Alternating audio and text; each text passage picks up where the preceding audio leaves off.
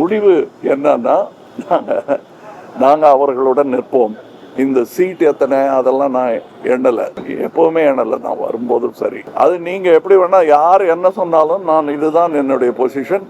என்னுடைய கட்சியின் உறுப்பினர்கள் எல்லாம் அவர்களுடன் கலந்து ஆலோசித்து நான் எடுத்த முடிவு. இதில் வெளியிலிருந்து நாங்கள் ஆதரவு கொடுப்போம். ஆதரவு என்றால் அழுத்தமான ஆதரவாக இருக்கும், தோளாக இருக்கும் அது என்பதை இங்கே உறுதியாக. நேர்மைக்கான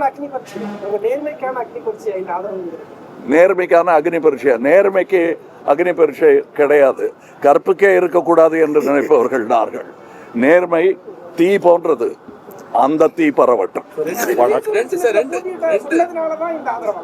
ரெண்டு கட்ட பேச்சுவார்த்தை நடத்தீங்க, சுமூகமா நடந்துச்சுன்னு சொன்னீங்க. அது என்ன நெருக்கடி? இந்த மாதிரி ஒரு ஆதரவு நெருக்கடிங்கிறது தமிழ்நாட்டுக்கே வந்திருக்கு, கட்சிக்கு இல்லை.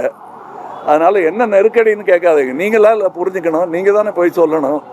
நீங்க சொல்லும் போது அது பேக்ரவுண்ட் மியூசிக் போட்டா அது கவலைக்கிடமாயிடும், சந்தோஷமான மியூசிக் போட்டா சந்தோஷமா ஆயிடும். கண்டிப்பா எங்க கட்சிக்கு என்று சுயமரியாதை பற்றி அவர்களுக்கு தெரியாததா? நான் அதை சொல்லணுமா? அவங்களுக்கு தெரியும். என்னை அவர்கள் பெருமரியாதையுடன் நடத்தி கொண்டிருக்கிறார்கள், நடத்துவார்கள் என்ற நம்பிக்கையும் எனக்கு இருக்கிறது.